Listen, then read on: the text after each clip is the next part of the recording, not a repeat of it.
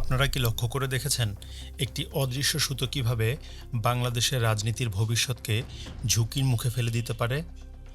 এমন একটি সুতো যা একজন প্রার্থীর ভাগ্য নির্ধারণ করে, একটি দলের ভবিষ্যৎ পাল্টে দিতে পারে, এমনকি রাজপথে নতুন আন্দোলনও ডেকে আনতে পারে।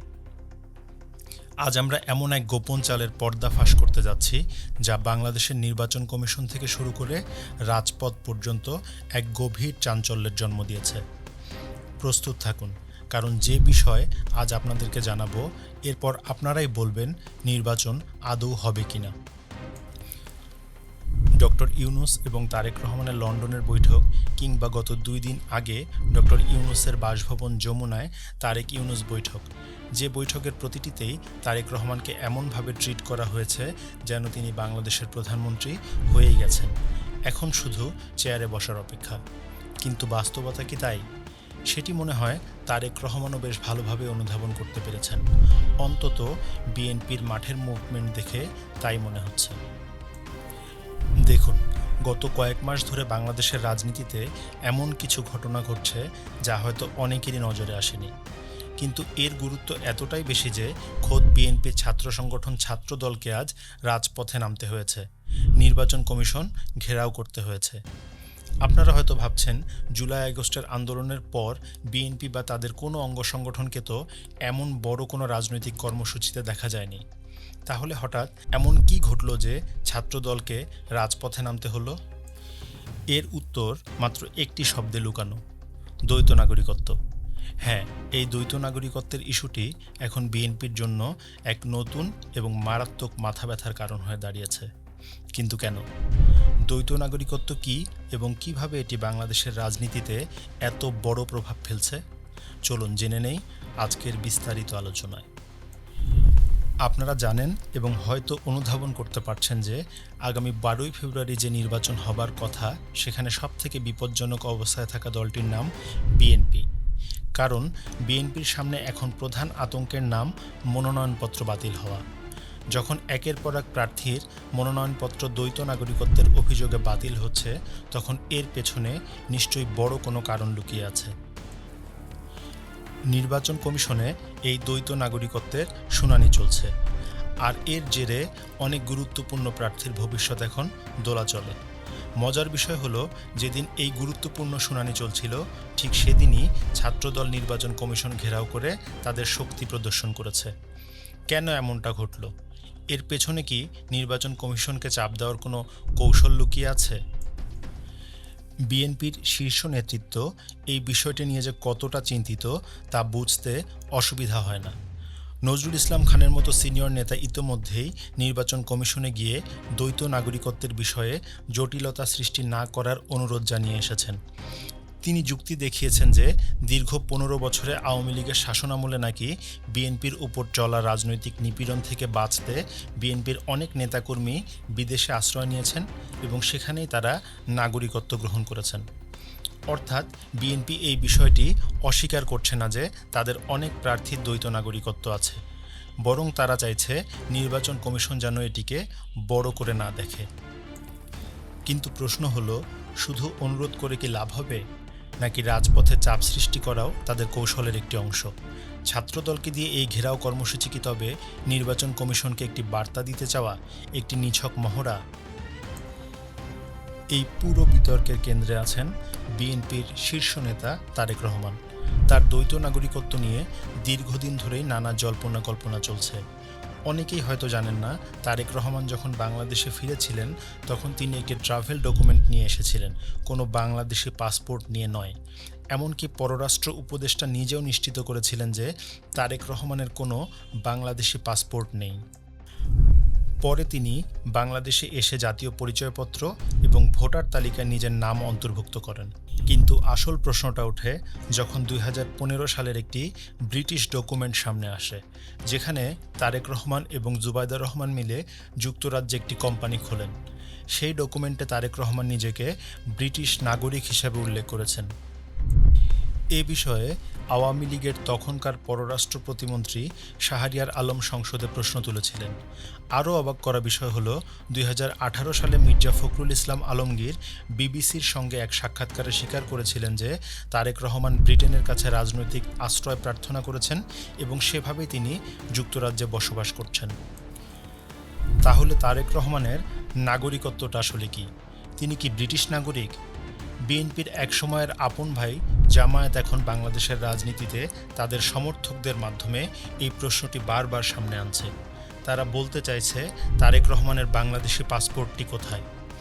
এই বিষয়টি কেবল তারেক রহমানের ব্যক্তিগত নয়, এটি পুরো বিএনপির জন্য এক বড় ধরনের হুমকি। কারণ যদি তারেক রহমানের দ্বৈত নাগরিকত্বের প্রমাণ পাওয়া যায়, তাহলে তার নির্বাচনী ভবিষ্যতও ঝুঁকির মুখে পড়বে। নির্বাচন কমিশন এখন প্রার্থীদের মুখের বলা কথা, অর্থাৎ নাগরিকত্ব ত্যাগ করেছি, এটিই বিশ্বাস করছে, কিন্তু অভিযোগ উঠলে প্রমাণ সহ হাজির করতে হচ্ছে। তারেক রহমান কি সেই প্রমাণ হাজির করতে পারবেন? এই প্রশ্নটি এখন সামনে চলে আসছে। নাকি ভবিষ্যৎ প্রধানমন্ত্রীর ভাইবে থাকা তারেক রহমানের বেলায় আইনটি একেবারেই ভিন্ন রকম? কিন্তু বরাবরের মতো নির্বাচন পিছিয়ে দিতে চাওয়া এবং পরোক্ষভাবে ক্ষমতায় থাকা দল জামায়াত এবং এনসিপি কি এটা মেনে নেবে? চলুন দেখি তারা কি বলছে। এই পরিস্থিতিতে দ্বৈত নাগরিকত্বের বিষয়টি নিয়ে সবথেকে বেশি সোচ্চার হচ্ছেন জাতীয় নাগরিক পার্টির নেতা আসিফ মাহমুদ সজীব ভূঁইয়া সহ জামায়াতে ইসলামী ও জাতীয় নাগরিক পার্টির নেতৃবৃন্দ। তারা দ্বৈত নাগরিকদের কোনোভাবেই নির্বাচনে অংশ নিতে দিতে নারাজ। তাদের যুক্তি হলো, বাংলাদেশের সংবিধানে স্পষ্ট বলা আছে যে দ্বৈত নাগরিকত্ব থাকলে বা কোনো ব্যক্তি যদি অন্য দেশের প্রতি আনুগত্য প্রকাশ করেন, তাহলে তিনি জাতীয় সংসদ নির্বাচনে অংশ নিতে পারবেন না। আসিফ মাহমুদ সজীব ভূঁইয়া পরিষ্কার জানিয়ে দিয়েছেন যে তারা কোনো বিদেশি নাগরিককে বাংলাদেশে নির্বাচন করতে দেবেন না।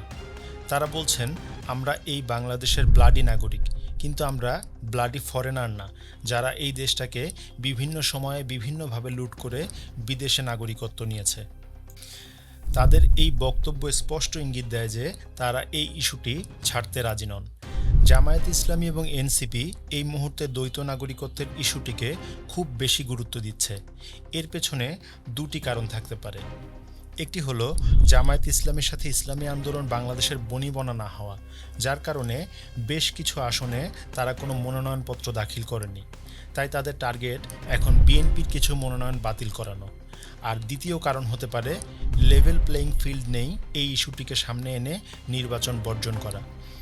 আজ জামায়াতে ইসলামের আমির সহ নেতৃবৃন্দ প্রধান উপদেষ্টার সঙ্গে সাক্ষাৎ করার কথা রয়েছে, যেখানে তারা এই দ্বৈত নাগরিকত্ব এবং ঋণ খেলাপির বিষয়গুলো তুলে ধরে লেভেল প্লেয়িং ফিল্ড নষ্ট হওয়ার অভিযোগ জানাতে পারে। যেমনটা শুরুতেই বলেছিলাম, বিএনপিকে আরও বেশি বিপদে ফেলতে জামায়াত এনসিপি নির্বাচন বর্জন করতে পারে। সেই সুরেই কথা বলছে আসিফ মাহমুদ সজীব ভূঁইয়া।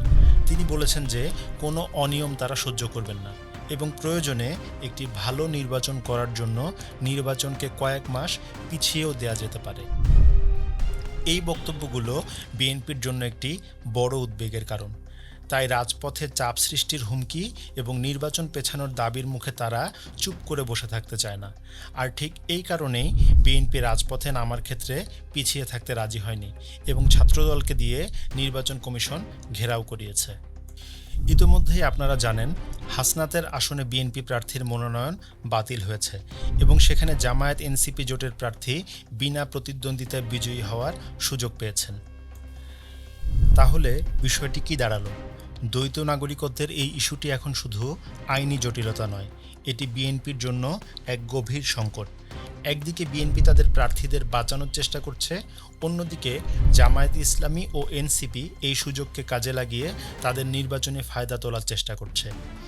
এই নীরব যুদ্ধ, যা নির্বাচন কমিশন থেকে শুরু করে রাজপথ পর্যন্ত বিস্তৃত। তারেক রহমানের নাগরিকত্বের প্রশ্নটি সত্যি এত গুরুত্বপূর্ণ যে এটি বিএনপিকে ভাবিয়ে তুলেছে চরমভাবে। তাই তো তারেক রহমান ইউনূসের সাথে দেখা করার পরও আশ্বস্ত হতে না পেরে ছাত্রদলকে আজ আগে ভাগেই মাঠে নামিয়ে দিয়েছে।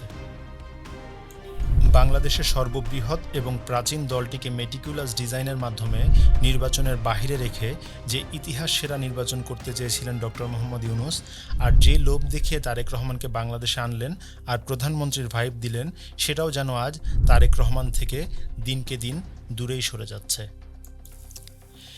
এমন পরিস্থিতিতে কি ইতিহাস সেরা নির্বাচনের দিকে যাবে বাংলাদেশ, নাকি মেটিকুলাস ডিজাইনের মাধ্যমে প্রত্যক্ষ এবং পরোক্ষভাবে যারা ক্ষমতায় আছে তারাই থেকে যাবে? বিএনপি কি আদৌ এই বাস্তবতা বুঝতে পারছে, নাকি তারা আর এক বোতল মুলার জুসে সন্তুষ্ট থাকবে? এ বিষয়ে আপনি কি মনে করছেন?